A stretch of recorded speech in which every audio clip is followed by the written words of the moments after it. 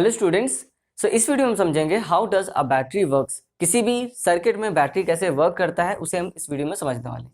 तो बैटरी जिसे आपने देखा होगा सर्किट डायग्राम में ऐसे रिप्रेजेंट करते हैं, ऐसे रिप्रेजेंट करते हैं।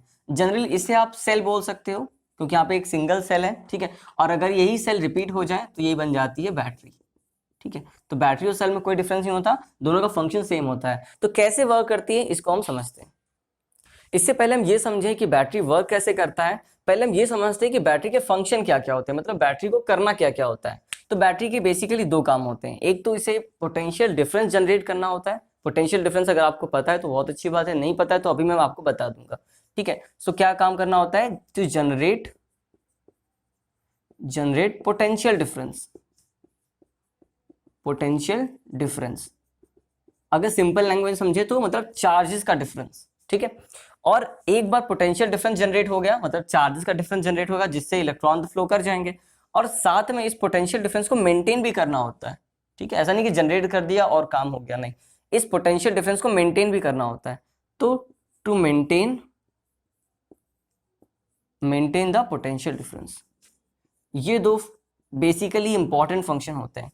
पोटेंशियल डिफरेंस जनरेट करना और पोटेंशियल डिफरेंस को मेंटेन करना। पोटेंशियल डिफरेंस को क्या करना, मेंटेन करना, to maintain the potential difference. और ये काम कैसे कर पाती है बैटरी अपनी केमिकल एनर्जी को, क्योंकि बैटरी में केमिकल्स भरे होते हैं, इलेक्ट्रोलाइट भरे होते हैं, तो बैटरी अपनी केमिकल एनर्जी को, केमिकल भरे होंगे तो केमिकल एनर्जी, उस केमिकल एनर्जी को वो इलेक्ट्रिकल एनर्जी में कन्वर्ट करती है।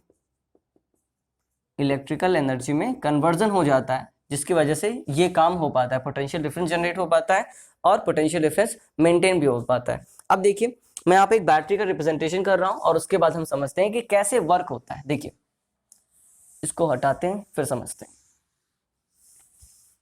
देखिए मान लेते हैं हमने कोई बैटरी, मान लेते हैं यहाँ पे हमने कोई बैटरी बनाई, ठीक है। ये मान लेते हैं कोई एक बैटरी है, ठीक है। यहाँ पर केमिकल भरा होगा जिसे हम इलेक्ट्रोलाइट भी बोल सकते हैं, इलेक्ट्रोलाइट। यहाँ पे इलेक्ट्रोलाइट भरा होगा, और यहाँ पर होते हैं इलेक्ट्रोड्स, मेटल के इलेक्ट्रोड्स, ठीक है। अलग अलग बैटरी भी बहुत टाइप की होती है, प्राइमरी सेकेंडरी, ठीक है। ये इसके बारे में डिटेल में डिस्कशन तो आप क्लास 12th की इलेक्ट्रोकेमिस्ट्री वाले चैप्टर में पढ़ेंगे, ठीक है। अभी यहाँ पे हम केवल फंक्शन की बात करेंगे, ठीक है। तो यहाँ पे केमिकल भरा होगा मतलब इलेक्ट्रोलाइट भरा होगा, यहाँ पे मेटल इलेक्ट्रोड्स होते हैं, ठीक है। जैसा कि आपने देखा होगा जो बैटरी आप लेकर आते हो, खरीद कर लाते हो, ऐसे ही कुछ रिप्रेजेंटेशन होता है यहाँ पे, ठीक है। देखिए क्या होता है इस इलेक्ट्रोलाइट में और इन इलेक्ट्रोड्स के बीच में, यहाँ पर क्या होते हैं, इलेक्ट्रोड्स होते हैं, ये क्या है, इलेक्ट्रोलाइट। इनके बीच में कुछ रेडॉक्स रिएक्शंस होती हैं, ठीक है, रेडॉक्स रिएक्शंस। सो रेडॉक्स रिएक्शन मतलब ऑक्सीडेशन रिडक्शन, ठीक है। ये कॉन्टिन्यूसली क्या करती हैं, ऑक्सीडेशन रिडक्शन करती हैं। तो ऑक्सीडेशन रिडक्शन की वजह से यहाँ पर क्या होता है, एक तरफ, एक इलेक्ट्रोड की तरफ ज्यादा इलेक्ट्रॉन हो जाते हैं और एक तरफ कम इलेक्ट्रॉन हो जाते हैं, मतलब एक तरफ जो इलेक्ट्रॉन से इकट्ठे हो जाते हैं, मतलब एक्यूमुलेशन ऑफ इलेक्ट्रॉन। एक तरफ इलेक्ट्रॉन क्या हो जाते हैं, एक्यूमुलेट हो जाते हैं, और एक तरफ इलेक्ट्रॉन की डेफिशिएंसी हो जाती है, मतलब कमी हो जाती है, डेफिशिएंसी ऑफ इलेक्ट्रॉन। एक तरफ इलेक्ट्रॉन की कमी हो जाती है जिसकी वजह से अब इलेक्ट्रॉन ज्यादा हो गया, मतलब ये कैसा हो जाएगा, ये हो जाएगा आपका नेगेटिव, ठीक है। और इलेक्ट्रॉनों की कमी हो गई, जहां पे इलेक्ट्रॉनों की कमी होती है वहां पे क्या हो जाता है, वो हो जाता है आपका पॉजिटिव, ठीक है। तो मैं यहाँ पे लिख देता हूँ पॉजिटिव। ये आपका पॉजिटिव हो गया, नेगेटिव हो गया, ऐसे तो दिखाई पड़ता है नेगेटिव पॉजिटिव। इसका ये मतलब है कि नेगेटिव पॉजिटिव का आपको मीनिंग क्लियर हो गया होगा कि इलेक्ट्रोलाइट में रेडॉक्स रिएक्शंस होती हैं, मतलब ऑक्सीडेशन रिडक्शन रिएक्शन होती हैं, जिसकी वजह से इलेक्ट्रॉन एक तरफ ज्यादा हो जाते हैं, एक तरफ कम हो जाते हैं, जिसकी वजह से वहां पर एक तरफ नेगेटिव और एक तरफ पॉजिटिव जनरेट हो जाता है। इसी चीज को हम बोलते हैं पोटेंशियल डिफरेंस, ठीक है। समझ में आ गया, चार्जेस का डिफरेंस, वही बोला आपको सिंपल लैंग्वेज में कि चार्जेस का डिफरेंस मतलब इस चीज को हम बोलते हैं पोटेंशियल डिफरेंस, ठीक है। तो जैसे मान लीजिए अब यहाँ पर नेगेटिव पॉजिटिव है, यहाँ पर भी कुछ भी रिएक्शन नहीं होगा, कोई भी कुछ काम नहीं होगा। अगर हम मान लेते हैं कोई हमारे पास एक वायर है, ठीक है, इस वायर में हमने बल्ब लगा रखा है, ठीक है। सिंपल आप घर पे भी एक्सपेरिमेंट कर सकते हो। तो मान लेते हैं ये कुछ वायर है और इसमें हमने कोई छोटा सा बल्ब लगा रखा है, ठीक है, छोटा सा, और ये इस वायर को हमने इससे इसके एक टर्मिनल से कनेक्ट किया और इसको दूसरे टर्मिनल से कनेक्ट किया ऐसे, ठीक है।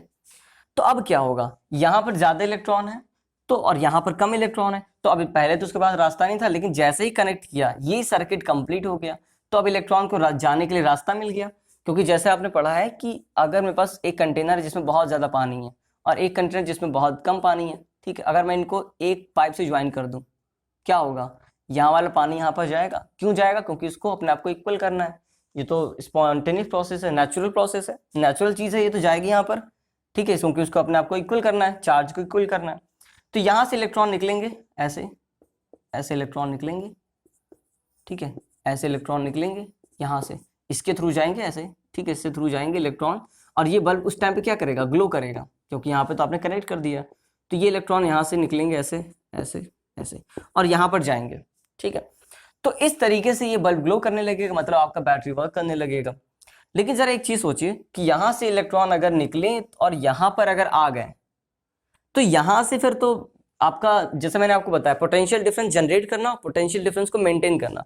पोटेंशियल डिफरेंस जनरेट हो गया है, लेकिन अगर ये इलेक्ट्रॉन कुछ टाइम के बाद यहाँ पे सारे आ जाएंगे तो फिर तो ये बैटरी फिर वेस्ट हो जाएगी, खराब हो जाएगी, तब ये बल्ब ग्लो करेगा ही नहीं। तो बैटरी का एक और काम होता है कि इस जो इलेक्ट्रॉन यहाँ पर आ रहे हैं उसको ऐसा मेंटेन करे कि यहाँ पर एक्यूमुलेशन ऑफ चार्ज, मतलब यहाँ पे चार्ज हमेशा ज्यादा बना रहा है और यहाँ पे कम बना रहे हैं, तभी ये काम लगातार चलता रहेगा। जैसे आपको बताया भी गया था यहाँ पर एग्जाम्पल कि जैसे मान लो पूरा पानी, अगर ये एक टाइम के बाद क्या हो जाएंगे, इक्वल हो जाएंगे, ठीक है, यहाँ पे क्या हो जाएगा, इनका लेवल क्या हो जाएगा, आपस में इक्वल हो जाएगा, तब ये फ्लो करना बंद हो जाएगा। लेकिन आप यहाँ का पानी फिर से निकाल के यहाँ पे डालो तो ये लगातार कमी बनी, आप यहाँ पे पानी आए, आप निकाल के डालो, फिर यहाँ पे पानी आएगा इसका इस रास्ते से, आप फिर से यहाँ पे किसी चीज से पानी निकाल के इसमें वापस जाओ, तो ये फ्लो लगातार चलता रहेगा। वैसा ही ये काम यहाँ पे भी कुछ होता है। ये जो यहाँ पे इलेक्ट्रोलाइट्स होते हैं वो इन चार्जेस को, इलेक्ट्रिकल एनर्जी को, सॉरी केमिकल एनर्जी, यहाँ पे केमिकल भरे होते हैं, अपनी केमिकल एनर्जी से इनको इलेक्ट्रिकल एनर्जी प्रोवाइड करती है। जो इलेक्ट्रॉन आ रहे हैं उनको इलेक्ट्रिकल एनर्जी प्रोवाइड करके उसको फिर इस यहाँ पर भेजेंगे, जिससे फिर यहाँ पे इलेक्ट्रॉन ज्यादा हो जाएंगे, फिर ये इलेक्ट्रॉन्स यहाँ पे घूम के आएंगे, ठीक है, और ये बल्ब हमारा ग्लो करता रहेगा, ठीक है। तो बेसिकली इस तरीके से ये वर्क होता है। अब देखिए यहाँ पे होगा क्या, यहाँ से इलेक्ट्रॉन क्योंकि निकल रहे हैं, अब देखो यहाँ से एक्यूमुलेशन ऑफ चार्ज है, मतलब इलेक्ट्रॉन है ज्यादा है, यहाँ से इलेक्ट्रॉन निकलेंगे, मतलब यहाँ से इलेक्ट्रॉन का लॉस हो रहा है, ठीक है। तो जहां पे भी इलेक्ट्रॉन का लॉस होता है, मैं यहाँ पे लिख देता हूँ, यहाँ पर क्या होगा, यहाँ से लॉस ऑफ इलेक्ट्रॉन हो रहा है, यहाँ से लॉस ऑफ इलेक्ट्रॉन हो रहा है, और लॉस ऑफ इलेक्ट्रॉन को हम क्या बोलते हैं, ऑक्सीडेशन बोलते हैं, ठीक है, ऑक्सीडेशन। और यहाँ पर इलेक्ट्रॉन ऐसे जाके यहाँ पर आ रहे हैं, मतलब यहाँ पे क्या हो रहा है, यहाँ पर गेन ऑफ इलेक्ट्रॉन हो रहा है। मतलब गेन ऑफ इलेक्ट्रॉन क्या होता है, रिडक्शन होता है, यहाँ पे रिडक्शन हो रहा है। और जहां पर ऑक्सीडेशन होता है उसे आप क्या बोलते हो, उसे आप एनोड बोलते हो। और जहां पर रिडक्शन होता है उसे आप क्या बोलते हो, कैथोड बोलते हो। मैं चाहता तो पहले भी लिख सकता था, लेकिन आपको फिर समझ में नहीं आता कि एनोड, ये एनोड क्यों है और ये कैथोड क्यों है। जहां से इलेक्ट्रॉन जाते हैं, निकलते हैं, वहां पर ऑक्सीडेशन होता है, और जहां भी ऑक्सीडेशन होता है उसे हम एनोड बोलते हैं, उस पॉइंट को, उस पार्ट को, ठीक है। और जहां पे इलेक्ट्रॉन का गेन होता है, मतलब वहां रिडक्शन होता है, उसे क्या बोलेंगे हम, कैथोड बोलेंगे, ठीक है। ये चीज आपको समझ में आ गई होगी आई थिंक। अब हम ये समझते हैं कि जो बैटरी में वोल्ट लिखा होता है उसका क्या मतलब होता है, ठीक है। जैसे 10 वोल्ट की बैटरी है, 9 वोल्ट की बैटरी, उसका क्या मीनिंग होता है, जरा उसको भी समझ लेते हैं एक बार। देखिए, अब अगर हम ये समझें कि बैटरी में, जैसे अगर कोई 9 वोल्ट की बैटरी है, ठीक है, 9 वोल्ट की बैटरी है, तो इसका मतलब क्या है। तो ये वोल्ट कहाँ से, मतलब V इक्वल टू क्या होता है आपका, W/Q होता है। ये फॉर्मूला आपने पढ़ा होगा इलेक्ट्रिसिटी वाले चैप्टर में, V इक्वल टू W/Q। तो इसे हम वोल्ट बोलते हैं, और इसको हम क्या, ये क्या होता है, वर्क होता है, और ये चार्ज होता है, मतलब इसकी यूनिट क्या होती है, जूल, क्योंकि अगर आप यूनिट समझोगे तो ज्यादा आसानी से समझ पाओगे। और ये होती है कूलम, ठीक है, मतलब जूल पर कूलम को हम क्या बोलते हैं, 1 वोल्ट। अगर यहाँ पे हमने 1 वोल्ट लिखा है, 1 वोल्ट, तो इसका मतलब क्या होगा, 1 जूल पर कूलम, 1 जूल पर कूलम। क्योंकि वहां पर जो, जैसे यहाँ पर इस तरफ, यहाँ पर जो इलेक्ट्रॉन आएंगे वो अपने आप से तो जाएंगे नहीं, इसको देना पड़ेगा, उसको वर्क करना पड़ेगा बैटरी को, ठीक है, मतलब एनर्जी प्रोवाइड करनी पड़ेगी। तो यहाँ पर जो 1 वोल्ट का मतलब होगा 1 जूल पर कूलम, मतलब 1 कूलम चार्ज को वो 1 जूल देगा, तब जाके उनके बीच में डिफरेंस कितना आएगा, 1 वोल्ट का आएगा। यही तो मतलब निकल रहा है। अगर 9 वोल्ट लिखा है, मतलब वो पर कूलम चार्ज को, ठीक है, वो क्या करेगा, जैसे मान लीजिए 9 वोल्ट लिखा है, 9 वोल्ट, तो 9 वोल्ट का मतलब होगा कि वो हर कूलम चार्ज को, पर कूलम चार्ज को, पर इलेक्ट्रॉन नहीं बोल रहा, एक इलेक्ट्रॉन में चार्ज कितना होता है, एक इलेक्ट्रॉन में चार्ज तो बहुत कम होता है, ये होता है 1.6 × 10⁻⁻19 कूलम, इतना कम चार्ज होता है। और 1 कूलम चार्ज, तो फिर एक बहुत सारे इलेक्ट्रॉन की जरूरत पड़ेगी। मतलब कितने इलेक्ट्रॉन की जरूरत पड़ेगी मैं आपको बता देता हूँ डेटा, 6.25 इंटू 10⁻18 इलेक्ट्रॉन्स। मतलब 1 कूलम में, 1 कूलम चार्ज में इतने सारे इलेक्ट्रॉन्स होंगे तब जाके कहीं आपका 1 कूलम बनेगा। तो इतने सारे इलेक्ट्रॉन्स को एनर्जी देनी पड़ेगी, ठीक है। तो यहां पे देखिए 9 जूल पर कूलम, ठीक है।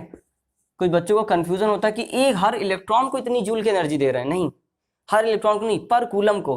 पर कूलम मतलब 6.25 इंटू 10⁻18 इलेक्ट्रॉन्स, इतने इलेक्ट्रॉन्स को 9 जूल की एनर्जी दी जाती है। तो वो दूसरी तरफ जाते हैं, जिससे अब उनके पास एनर्जी आ गई, अब बाकी काम तो खुद से कर लेंगे, क्योंकि अपने आप डेफिशिएंसी, एक तरफ डेफिशिएंसी और एक तरफ एक्यूमुलेशन क्रिएट हो रखा है। तो इस तरीके से पूरी बैटरी फंक्शन करती है। आई होप यहाँ पे आपको समझ में आया होगा। नेक्स्ट वीडियो में मिलते हैं किसी और टॉपिक के साथ।